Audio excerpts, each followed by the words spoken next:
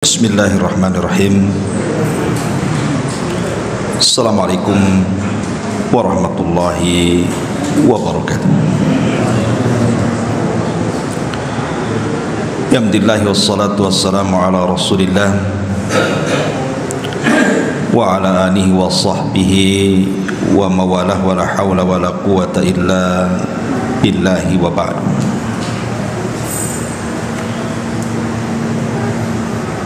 Alhamdulillah, segala puja dan puji hanya milik Allah subhanahu wa ta'ala. Salawat dan juga salam kita hadiahkan kepada Rasul kita Nabi besar Muhammad sallallahu alaihi wa ala alihi wasallam. Ma'asyiral muslimin yang dimuliakan Allah subhanahu wa ta'ala, biasa kita mengkaji tafsir. Malam ini tema yang akan kita sampaikan masih tematik, dan kita akan membahas tentang 10 amalan yang bermanfaat untuk orang yang sudah meninggal. Ma'asyiral muslimin wal muslimat rahimani wa rahimakumullah. Kita tahu bahwa kita hidup di dunia ini ada batas ajalnya. Likulli ummatin ajal. Setiap umat itu ada batas waktunya, kata Allah. Fa idza jaa ajaluhum la yastakhiruna sa'atan wa la yastaqdimun. Kalau sudah sampai ajalnya, kematian itu tidak mungkin bisa dimajukan, tidak mungkin pula bisa dimundurkan. Artinya pas waktunya. Tetapi yang namanya kematian itu sebuah rahasia yang Allah rahasiakan. Tidak ada satupun manusia yang tahu kapan kematiannya kecuali para nabi.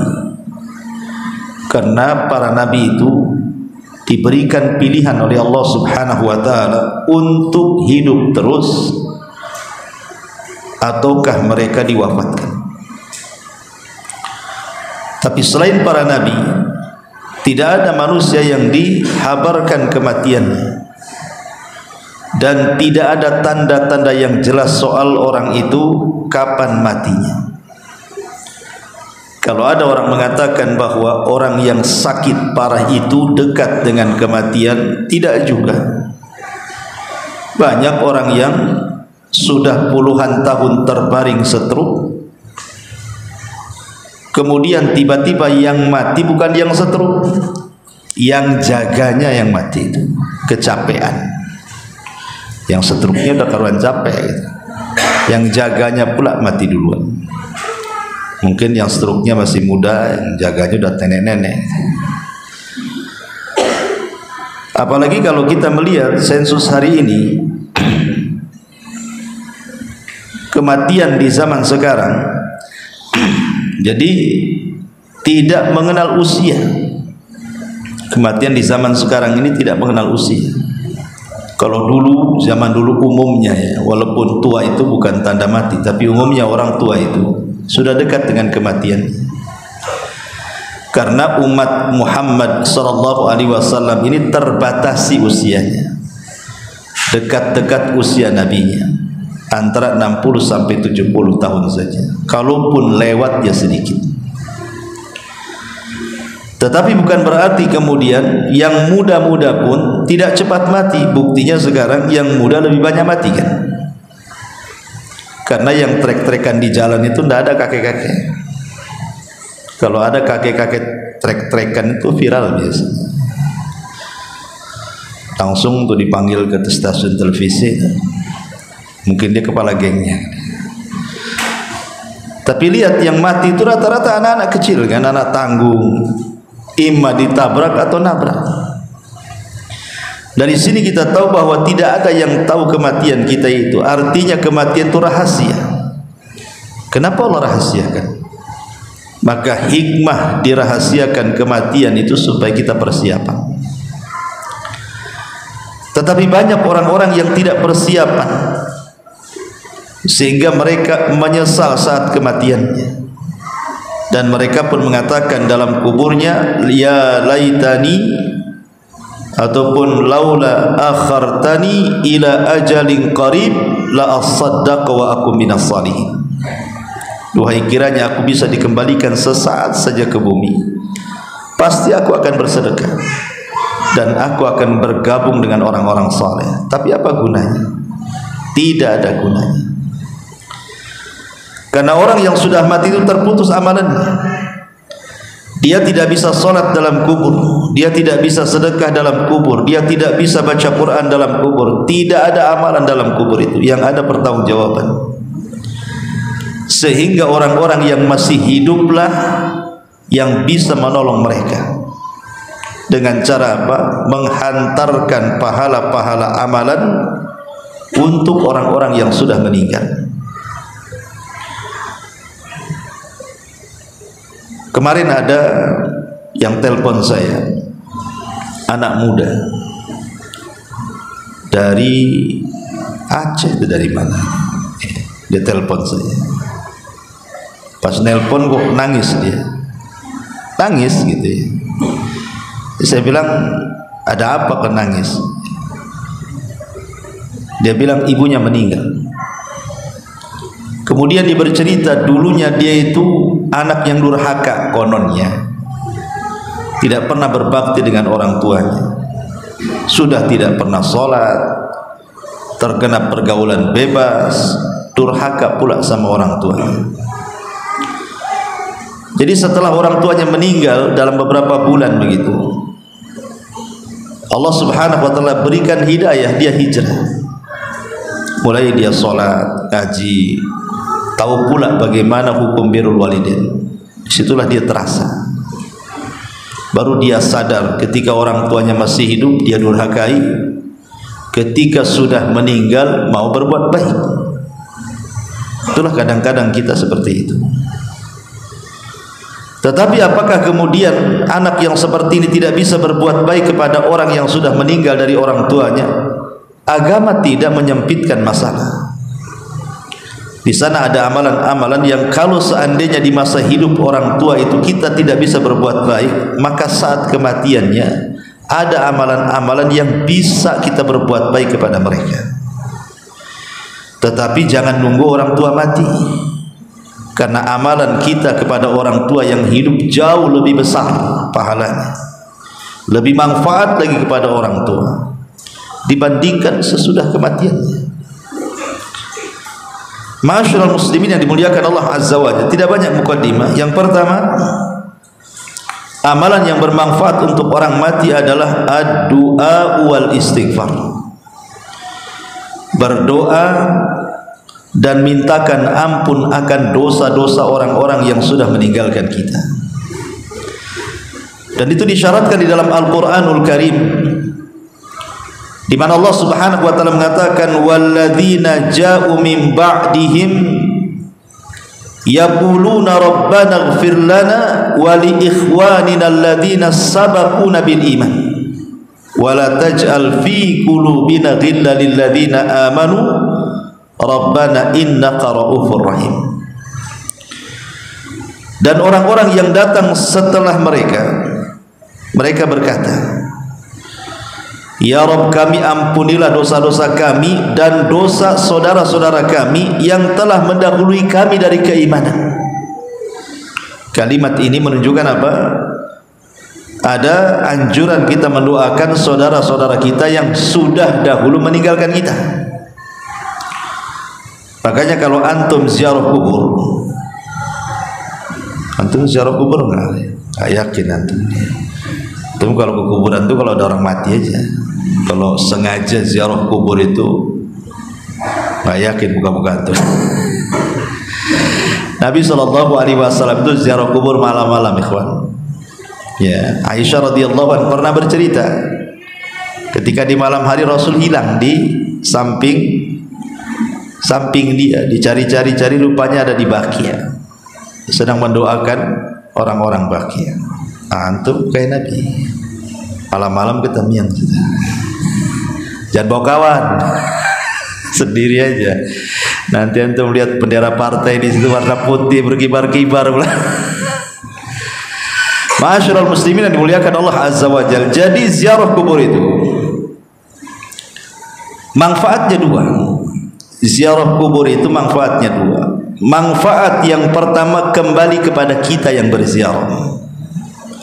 Dan manfaat yang kedua kembali kepada orang yang ada di kubur itu. Ingat, dari ziarah kubur itu dua manfaat. Manfaat kembali kepada kita yang berziarah dan juga manfaat kepada orang yang ada di kubur. Adapun manfaat untuk kita, sebagaimana Nabi SAW mengatakan, kuntu nahaitukum an ziyaratil kubur fazuruha fa innaha tudzakirukumul akhirah.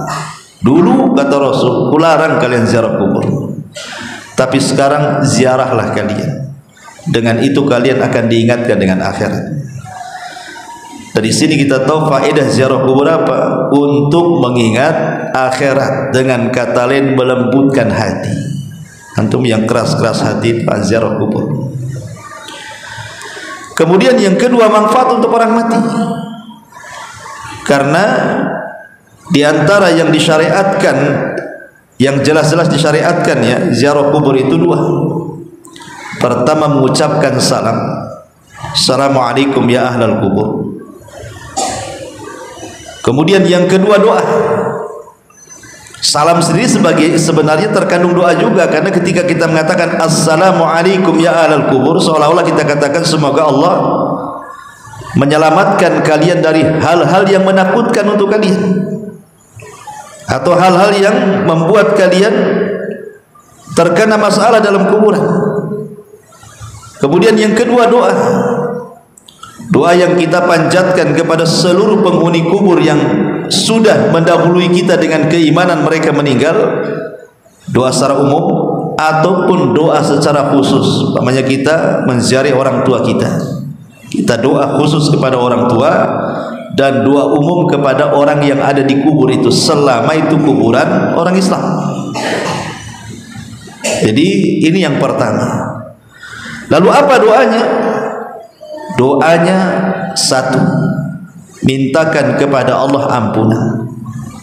Minta kepada Allah supaya orang yang ada di kubur itu diampuni dosa-dosanya.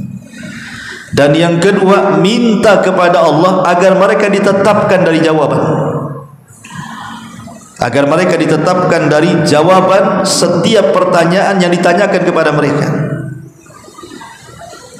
Itulah yang disyariatkan di dalam hadis-hadis Nabi sallallahu alaihi wa ala alihi wasallam. Ini yang pertama. Singkat saja, nanti waktu habis ini pula tak habis. Yang kedua, ada tambahan. Tentu doa di sini maksudnya ikhwatul fillah muliakan Allah Subhanahu wa taala, bukan berarti kemudian harus datang ke kuburan, tidak. Antum bisa berdoa di mana saja. Bisa berdoa di rumah, bisa berdoa di masjid, dan yang lebih tepat lagi kalau ingin betul-betul gitu ya, kita ijtihad betul-betul dalam berdoa khususnya untuk orang tua, maka ambil waktu-waktu mustajab. Ambil waktu-waktu mustajab. Seperti kalau bulan Ramadan di malam Lailatul Qadar, kemudian juga di sepertiga malam akhir, kemudian di sholat dalam sujud ketika sholat gitu ya, kemudian juga di antara dua azan, antara azan dan qomat, atau ketika hujan, atau ketika di hari Jumat pada asar ke maghrib, atau di antara dua khutbah. Itu kan waktu-waktu mustajab, supaya lebih mantap lagi doanya, maksudnya begitu. Ma'asyiral muslimin yang muliakan Allah Azza wa Jalla. Yang kedua, as-sadaqah. Ini amalan yang istimewa setelah doa. Ingat, doa dan sedekah tidak ada khilaf ulama. Tidak ada khilaf ulama. Semua ulama sepakat. Kalau antum berdoa kepada orang yang mati atau bersedekah untuk orang yang mati, sepakat ulama tidak ada khilaf. Itulah amalan paling afdal untuk orang mati. Karena ulama membagi, ada namanya amal yang sifatnya maliyah, ada amal yang sifatnya badaniyah. Ada amal itu yang dilakukan dengan harta seperti sedekah. Ada amal itu yang dilakukan dengan badan seperti sholat, puasa, haji, baca Quran. Itu amalan badan ya. Amalan harta tidak ada khilaf ulama. Kalau kita kemudian menggunakan harta kita disedekahkan untuk pembangunan masjid, untuk pembangunan rumah-rumah tahfidz Al-Quran, pondok-pondok pesantren, anak-anak yatim, fuqara wal masakin, maka tidak ada khilaf ulama, ini sedekah yang seperti ini dipastikan sampai kepada si mayat, karena ini ibadah harta masalahnya. Yang jadi khilaf para ulama itu selain kedua ini, selain ibadah harta, maksudnya selain doa dan sedekah, itu menjadi perselisihan ulama, apakah sampai atau tidak sampai, gitu maksudnya.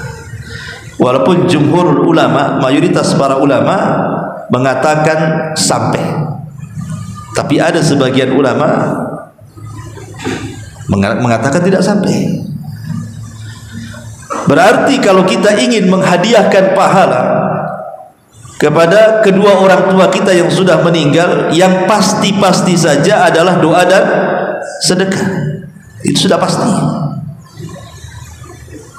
Ma'asyiral muslimin yang dimuliakan Allah Subhanahu wa taala. Adapun dalil sedekah ini riwayat Ahmad dan Muslim dari hadis Abi Hurairah radhiyallahu anhu. Anna rajulan qala lin Nabi sallallahu alaihi wasallam, "Inna abi mata wa taraka malan wa lam yusib." Wahai Abu Hurairah mengatakan, seorang laki-laki berkata kepada Nabi sallallahu alaihi wasallam, "Ya Rasul, bapakku meninggal dan meninggalkan harta, dan dia tidak berwasiat." Dia tidak berwasiat. Seandainya aku sedekahkan harta ini, apakah sampai kepada bapakku yang meninggal? Kata Nabi SAW, "Na'am, ya, sampai." Kemudian dalam hadis yang lain, hadis Sa'd bin Ubadah yang meninggal ibunya, dengan mengatakan bahwa, "Ya Rasulullah, inna ummi matat, sesungguhnya ibuku meninggal. Afa atasaddaqu anha? Afa atasaddaqu anha? Apakah aku perlu sedekah untuk ibuku yang sudah meninggal itu?" Maka Nabi SAW mengatakan, "Na'am, ya." Tegas Nabi SAW mengatakan, "Iya." Dari sini sedekah ini adalah amalan yang paling afdal setelah doa kalau ingin menghantarkan pahala kepada orang yang sudah meninggal. Ini yang nomor 2. Yang nomor 3 dan seterusnya sampai nomor 10 ini yang jadikan perselisihan ulama, sampai atau tidak sampai. Walaupun sekali lagi jumhur mayoritas para ulama mengatakan sampai. Kemudian yang nomor 3 adalah as-saum, puasa. Berdasarkan riwayat Bukhari Muslim dari Ibnu Abbas radhiyallahu anhuma, ja'a rajulun ila Nabi sallallahu alaihi wasallam. Seorang laki-laki datang kepada Nabi sallallahu alaihi wasallam mengatakan, "Ya Rasulullah, inna ummi matat, ibuku meninggal wahai Rasul. Wa 'alaiha saumu syahrin." Dia punya hutang puasa Ramadan.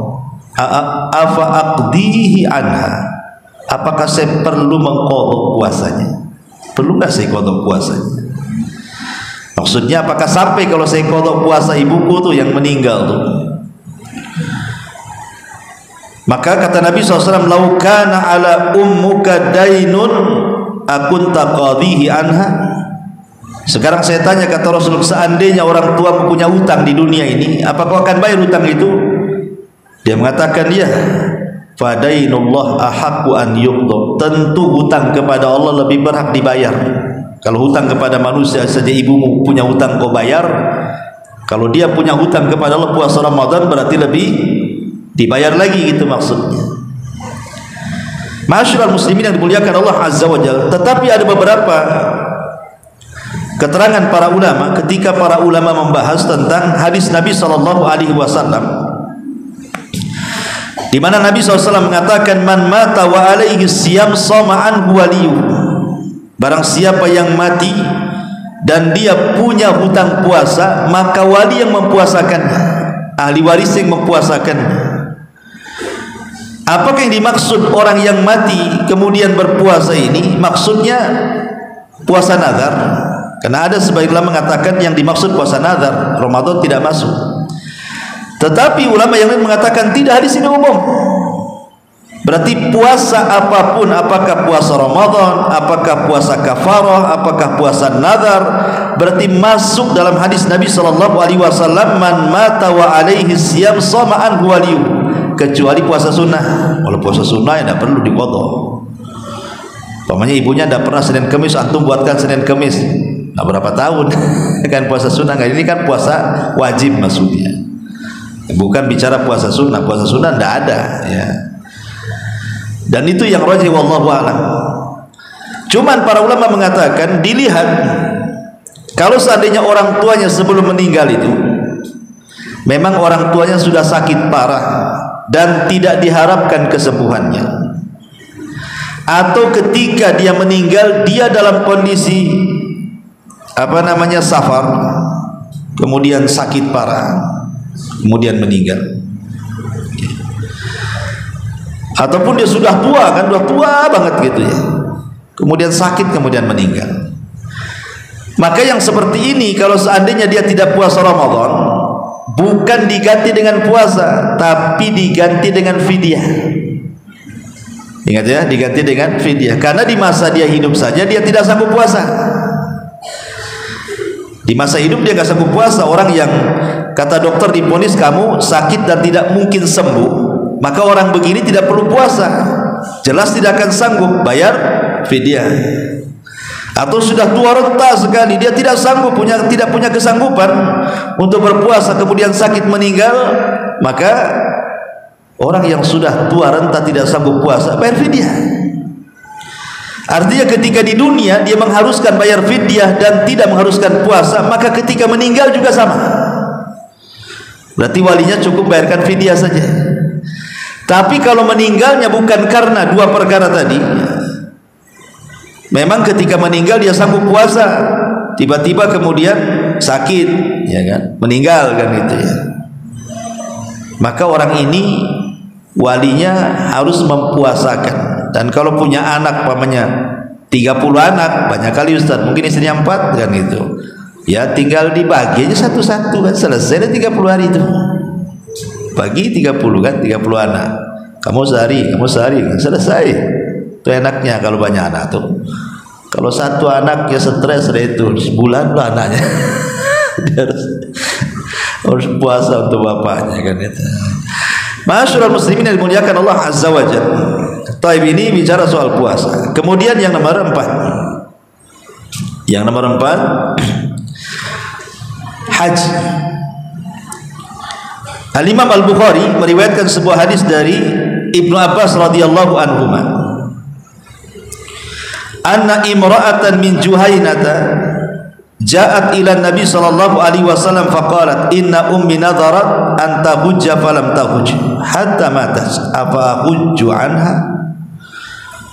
Ada seorang wanita dari kabilah Juhainah datang kepada Rasul dan mengatakan, Rasul, ibuku dulu nazar haji, belum sampai haji meninggal pula dia. Apakah saya boleh menghajikan ibuku? Boleh nggak saya menghajikan ibuku?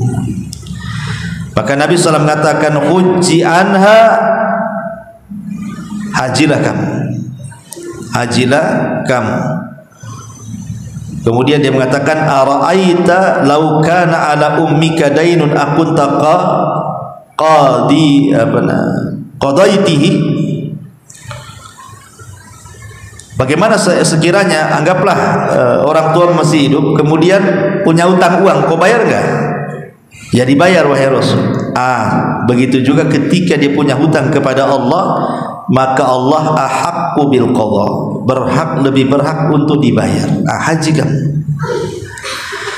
Ma'asyiral muslimin yang muliakan Allah Subhanahu wa taala, permasalahan haji ini juga perlu diketahui, ya.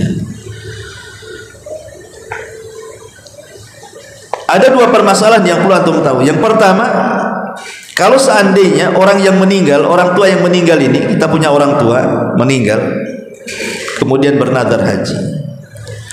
Kalau dia memang orang kaya, ikhwan, memang dia punya harta memang, pengen haji, harta banyak, tetapi ketika hendak mau haji Allah takdirkan meninggal pula dia, tidak sempat, maka walinya wajib menghajikan. Karena orang tuanya semasa hidupnya kaya, mampu haji, maka walinya wajib menghajikan. Tapi kalau orang tuanya fakir, orang tuanya memang nggak punya uang, fakir, jangan lagi bicara haji, makan aja sulit, kemudian bernadar untuk haji, maka anak tidak wajib menghajikan. Kalaupun anak menghajikan, nazar orang tuanya sekedar tabarruk saja, berbuat baik anak kepada orang tua, tapi bukan kewajiban. Itu paham ya? Jadi kalau seandainya selama orang tuanya kaya, banyak duit, meninggal, nazar haji, wajib anaknya menghajikan. Itu pun syaratnya dia harus haji dulu, baru kemudian menghajikan orang tuanya. Tapi kalau orang tuanya fakir, maka tidak wajib menghajikan. Tapi kalau mau menghajikan hanya sekedar tabarruk, berbuat baik layaknya, ya gimana lah anak ingin berbuat baik sama orang tua gitu ya, tapi tidak wajib. Ma'asyiral muslimin yang dimuliakan Allah Azza wa Jalla, ini ibadah haji berarti sudah berapa itu? Udah 5, sekarang 6 ya. 5 sekarang ya. Antum nyatatnya gimana? 10 ya. Baik, kemudian yang nomor 5 sekarang qadha'u nadrihi. Orang tua bernadar tapi bukan haji, nadar yang lain. Kan nadar itu macam-macam ya, nadar itu kan macam-macam. Mungkin orang tuanya mengatakan kalau anaknya sembuh, yang si bungsu, maka saya akan bersedekah. Pamai begitu kan? Betul-betul anak si bungsunya sembuh dari penyakit, dia pula yang mati. Itu kan nadar juga gitu kan.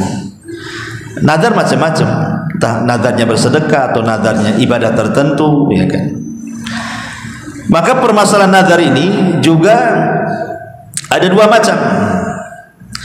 Kalau dia ketika masih hidup nadarnya adalah berkaitan dengan harta, yang dinadari itu adalah harta, seperti tadi ingin bersedekah ke pesantren, ke masjid gitu kan nadarnya ya kan. Maka ulama mengatakan anak harus mengikuti nadar orang tuanya. Anak harus mengikuti nadar orang tuanya. Jadi dilaksanakan nadarnya, tetapi diambil dari harta waris orang tuanya. Ingat ya, diambil dari warasah, diambil dari harta orang tuanya. Kalau dia ingkana taraka malan, kalau dia meninggalkan harta, karena ini bagian daripada hutang masalahnya kan. Maka anak ambil sebelum dibagi warisnya, maka harta warisan dipotong dulu, dibayarkan nazar orang tuanya, ini masuk ke dalam hutang. Sisanya baru dibagi-bagi ahli waris. Ma'asyiral muslimin yang dimuliakan Allah Subhanahu wa taala. Bagaimana kalau tidak membawa warisan? Orang tuanya tak bawa warisan, tapi dia bernadar seperti itu. Maka ini pun tidak ada kewajiban anak untuk melaksanakan nadarnya. Tetapi kalau melaksanakan nadarnya sama seperti kasusnya haji, hanya tabaruk saja, berbuat baik anak kepada orang tua saja. Ma'asyiral muslimin yang dimuliakan Allah Subhanahu wa taala. Kemudian yang kedua, kalau nazarnya adalah bukan berupa harta tetapi dalam bentuk ibadah mahdhah. Ibadah mahdhah itu seperti puasa, haji, itu namanya ibadah mahdhah, ya. Ma'asyiral muslimin yang dimuliakan Allah Subhanahu wa taala, maka ulama mengatakan amma idza kana hadzal nadhru ibadatan an saumin aw hajjin aw ibadati mahdhatin fa innahu yutlabu min walihi an yaqdiya anhu atau an yuqda anhu. Kalau memang sifatnya ibadahnya bukan ibadah harta tapi ibadah badan, maka ulama mengatakan maka walinya harus melaksanakan nazar orang tua, ya. Makanya Imam Bukhari membuat bab namanya man mata wa alaihi nadhr, barang siapa yang meninggal dan dia punya nazar. Ma'asyiral muslimin yang muliakan Allah Subhanahu wa taala, ya tentu ini kembali ke kemampuan. Pamannya nazar haji, anaknya miskin semua, cuma mau haji, mau naik sepeda, lihat Singapura kayak itu yang viral tuh, ya, sanggup bantu. Jadi itu pun tidak benar juga haji naik sepeda. Itu kan kalau ada apa-apa di jalan, ya kan. Nah, haji itu kan sesuai kemampuan, ya kawan. Fattaqullaha mastata'tum, begitu. Bertakwa semampu kalian.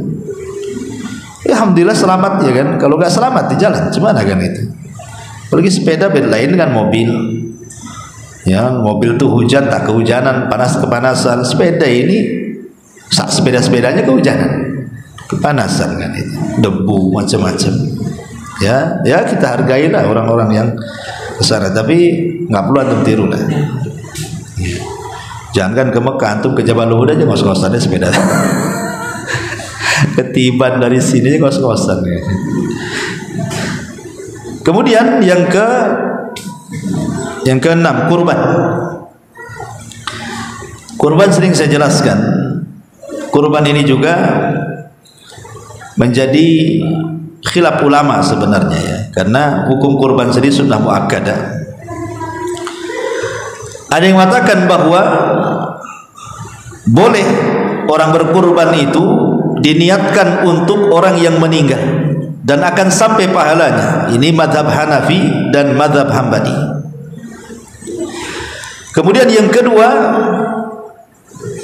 tidak sah korban diniatkan kepada orang mati kecuali kalau berwasiat. Kalau berwasiat ya. Tapi kalau tidak berwasiat, antum beli kambing main gorok kemudian kita hadiahkan orang tuanya kepada orang mati, tidak akan sampai.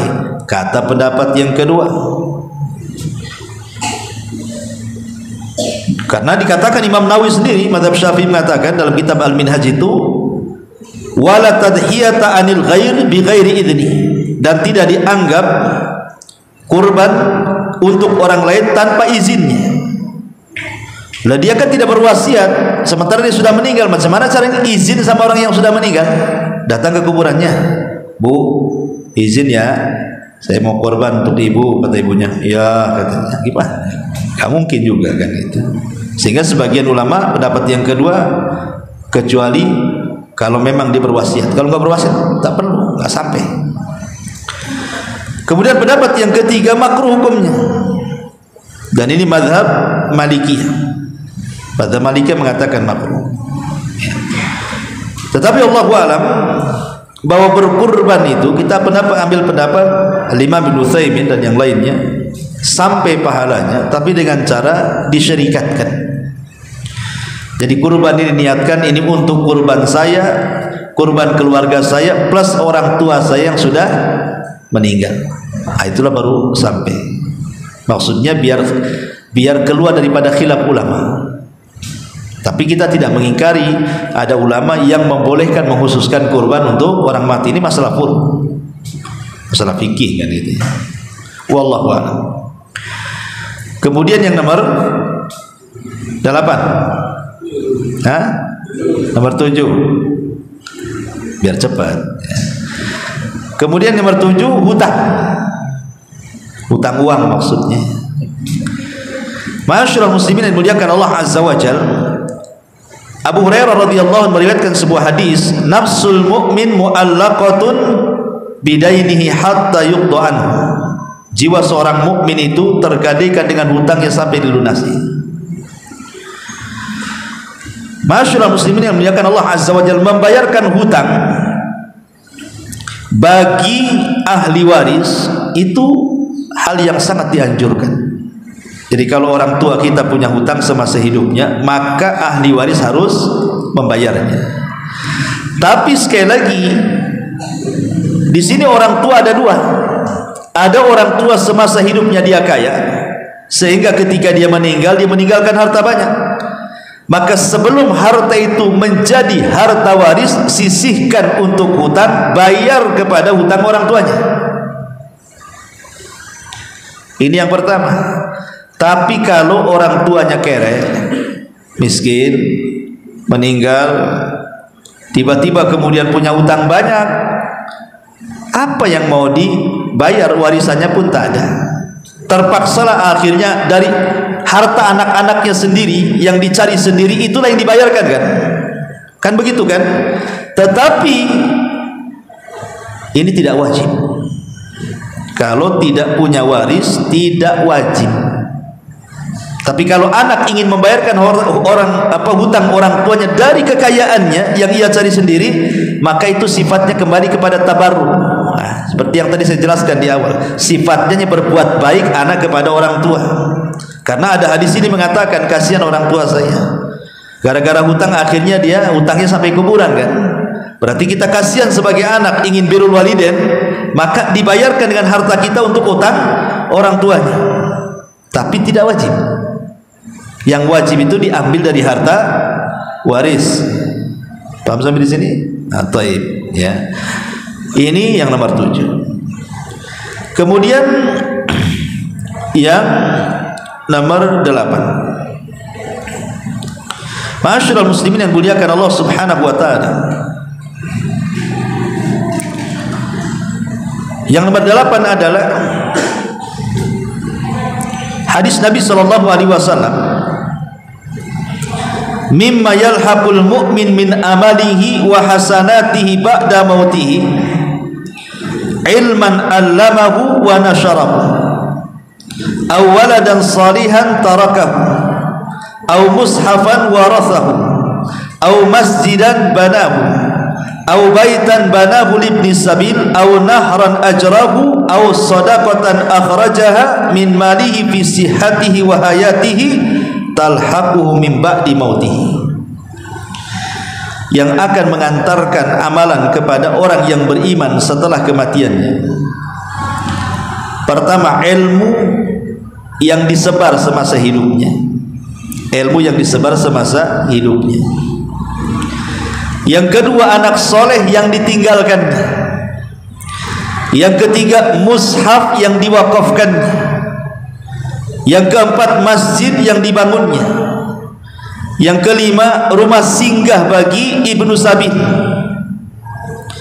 Yang keenam, air yang dialirkan ke masjid, ke pesantren. Yang ketujuh, sedekah yang dikeluarkan dari hartanya di masa sehatnya, maka amalan-amalan ini akan terus mengalir sampai kepada wafatnya. Lihat, enak ya. Makanya seorang mukmin al-kaisu, orang mukmin cerdas itu adalah orang yang memilih amalan-amalan yang kalau dia mati, amalan-amalan itu ngalir terus. Kalau dia mati itu amalan-amalan itu ngalir terus. Harus cerdas. Masyaallah muslimin yang muliakan Allah Azza wa Jalla. Ini yang nomor 8. Nomor 9-nya hadis dari Abu Hurairah yang ma'ruf, kita sering dengar. Idza mata ibnu Adam in qata'a amaluhu illa min salathin, sadaqatin jariyah aw ilmin yuntafa'u bihi aw waladin salihin yad'ulahu. Apabila anak Adam meninggal dunia, tidak terputuslah amalannya kecuali 3 perkara: sedekah yang mengalir, ilmu yang bermanfaat, anak soleh yang mendoakannya. Ya, hadis ini juga mungkin masuk juga pada hadis yang ke-8, kan. Tetapi yang jadi polemik para ulama adalah yang terakhir, yang nomor 10, tentang baca Quran. Sudah Isya. Sedikit saja masalah baca Quran.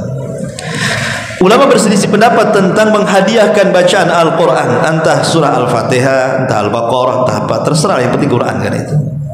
Ya, antum harus membedakan antara baca Quran di kuburan dengan mengirimkan pahala bacaan Quran untuk orang yang dikubur. Kan beda tuh. Kalau antum baca Quran datang ke kuburan, itu beda. Ya, dengan antum baca di rumah, baca di masjid, menghadiahkan pahala Quran ke orang yang dikubur. Adapun baca Quran di kuburan, wallahu a'lam, saya tidak pernah mendapatkan dalilnya. Ya, tidak mendapatkan dalilnya. Yang jadi khilaf para ulama itu adalah kalau antum baca Quran di masjid di rumah, kemudian dihadiahkan pahalanya untuk orang mati. Ini yang menjadi khilaf para ulama. Ada yang mengatakan sampai, ada yang mengatakan tidak sampai. Ada yang mengatakan sampai, ada yang mengatakan tidak sampai. Tapi ranahnya tidak sampai bid'ah. Kenapa? Karena ini masalah furu'. Masalah furu'. Ya. Tetapi maksudnya begini ikhwan, yang dibolehkan para ulama itu adalah tawassul dengan amal soleh. Tawassul dengan amal soleh begini, umpamanya saya baca surah Al-Fatihah atau Al-Baqarah atau Al-Imran. Antum baca dulu Qurannya. Sudah selesai, kemudian saya katakan, ya Allah, jika dalam membaca tadi aku dapat pahala dari bacaan itu, maka aku kirimlah pahala itu untuk orang tua saya. Berarti yang dikirim itu bukan bacaannya, tapi pahala bacaannya. Itu yang disebut dengan tawasul bi amalin saleh, tawasul dengan amal saleh. Ya, begitu maksudnya. Ya, bukan saya kirimkan surat ini ke yang sudah meninggal, bukan begitu. Tetapi selepas baca Quran kemudian kita katakan seperti itu. Lah ini yang kemudian menjadi khilaf ulama, apakah sampai atau tidak sampai, kan begitu. Ada yang mengatakan sampai, ada yang mengatakan tidak sampai. Tapi kalau tawasul dengan amal soleh seperti itu, maka tidak ada masalah. Karena ahli sunnah wal jamaah ketika membagi masalah tawasul, salah satunya adalah tawasul masyru'. Tawasul yang disyariatkan itulah tawasul menggunakan amal soleh, dan membaca Quran bagian daripada amal soleh. Bisa dipahami kan? Ya, malah mau saya bentangkan panjang, tapi juga sudah azannya. Subhanaka bihamdika asyhadu an la ilaha illa anta astaghfiruka wa atubu ilaik. Allah taala. Assalamualaikum warahmatullahi wabarakatuh.